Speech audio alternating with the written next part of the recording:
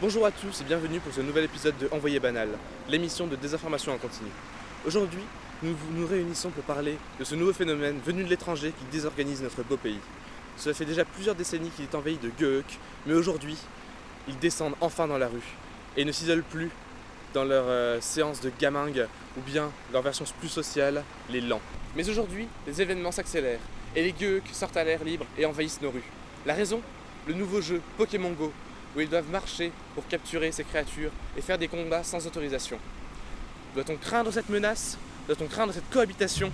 Les bunkers doivent-ils être mis à la disposition de la population ? L'état d'urgence doit-il être concentré sur cette menace ? C'est ce que nous verrons dans cette émission à haut risque. On arrive maintenant vers le quartier, vous avez des rez-de-chaussée. J'entends du bruit, attention. Laisse-moi tranquille, Tu vas faire ta vie là, Je fais ce que je veux. Non, Tu crois que c'est avec Zelda que tu vas nourrir tes enfants? c'est bon, laisse-moi Dégage, mon allez. Pikachu, je fais ce que je veux, putain. Vous avez vu? C'est sûrement un joueur, on va essayer de le suivre. Monsieur, excusez-moi. Excusez-moi, monsieur. Regarde, je sais, j'ai cette Pokémon. Regarde. Chut. Il approche. Il y a un Pokémon là.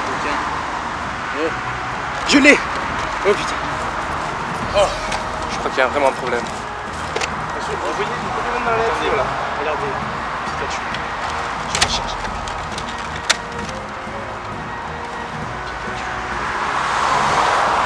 Oh, je l'ai. Qu'est-ce qu'il y a?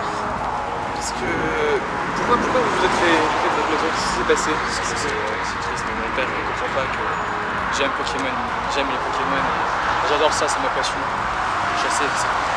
Et vous avez pas essayé de vous faire traiter pour voir des Pokémon dans la rue comme ça? C'est pas un peu embêtant dans tous les jours? De quoi? Mais non, c'est pas un problème, c'est une passion. Je suis amoureux, c'est tout. Des Pokémon, donc vous voyez des animaux imaginaires et ça vous plaît? C'est pas imaginaire, ils sont là autour de nous. Regardez, vous voyez pas? Non, Pikachu là. C'est ça?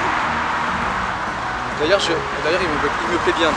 Attendez, vous allez voir un chasseur en action. Là, bougez pas, il approche. Oh voilà. Ça, c'est ça. On va vous laisser votre passion. Au revoir, amusez-vous bien. Au revoir. Y a pas de soucis. Essayez de vous calmer quand même. D'accord.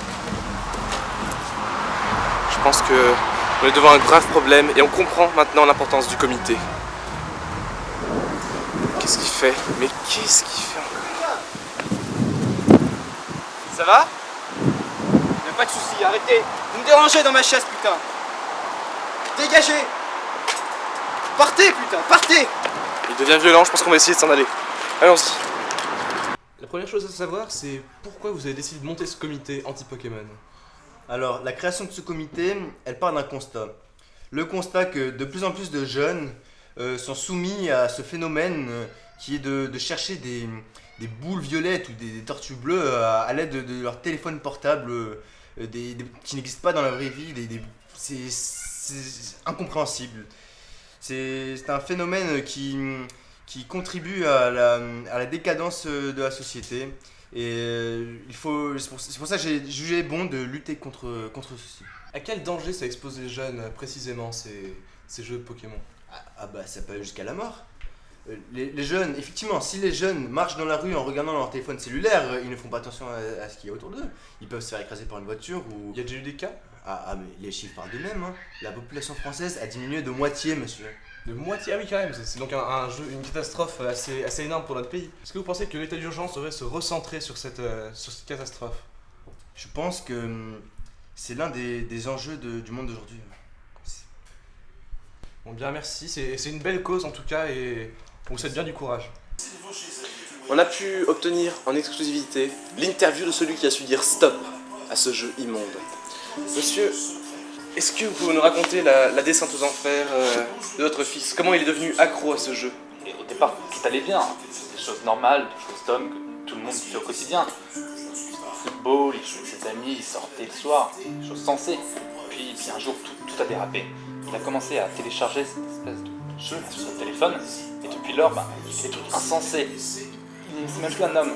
On ne sait pas ce qu'il fait. Il ne se rend pas compte. Et comment vous avez réagi? Comment vous êtes organisé contre ça? J'ai tenté de lutter au début en tentant de me garder à la maison, il fait faire des activités plus adaptées, on va dire, que traîner, vagabonder dans la rue comme ça. Et il ne voulait pas, j'ai tenté de supprimer cette application. Je n'y arrive pas, je suis dépassé par les événements, on peut le dire, je n'arrive pas à lutter. Et justement, aujourd'hui, on a cru comprendre s'était passé un événement tragique. Votre fils a quitté la maison, c'est ça? Oui, il vient de partir là sur le champ, en courant, en s'enfuyant, à la recherche de je ne sais quelle bestiole. Même chasser même des animaux qui ne sont pas réels. N'importe quoi. Et qu'est-ce que vous pensez de ce jeu? Est-ce que vous pensez qu'il a été créé exprès pour séparer les familles, pour dissoudre le lien social? Non, je pense que c'est clairement un jeu de faible. Il fut un temps où les vrais hommes ils allaient chasser des animaux, fusil à la main. Et de nos jours, les gens, cette société, elle dérape, c'est n'importe quoi. Et du coup, ils n'arrivent plus à se tenir. Ils sont obligés d'aller chercher des animaux pifs qui n'existent pas. N'importe quoi. On perd nos valeurs, je pense. On comprend la souffrance de cette famille tiraillée et j'en suis désolé. Est-ce que vous avez un conseil à donner aux parents qui, comme vous, luttent contre leurs enfants accros? Il ne faut jamais abandonner, il faut tout le temps lutter. Il est perdu, clairement, il déroule. Il faut vraiment lui montrer la voie et sans rester là-dessus. En tout cas, vous avez notre soutien et certainement celui de nombreux téléspectateurs. Merci beaucoup. On va maintenant essayer de trouver le trafic dont on nous en a parlé. Là, c'est le joueur qu'on avait vu ce matin. Tiens, on va essayer de le suivre. Il a l'air de s'approcher d'une sorte de boutique clandestine.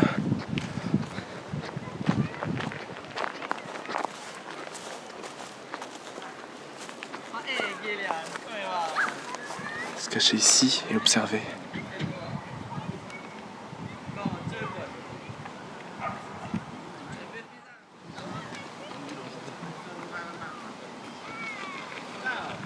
On va essayer de voir quel genre de commerce peut se cacher ici.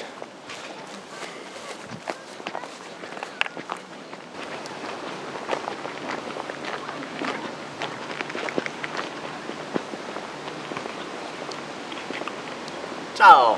Eh bonjour. Qu'est-ce que vous vendez ici? On vend des Pokémon, de Pokémon Go. Je joue à Pokémon Go. Oui, bien sûr. Et comment ça vous vendez des Pokémon? Comment ça se passe? Il y a un système de transfert et du coup on fait du transfert de Pokémon par téléphone sans fil. Et on échange d'un peu d'argent. D'accord, mais ils viennent d'où ces Pokémon du coup? Ça, il faut tout te le dire. D'accord. Après, c'est parfois des téléphones perdus, donc... D'accord, un petit peu tombé du camion ou quoi en gros. Hein? Donc vous voulez quoi? Si vous voulez, Non, mais là à 50 €.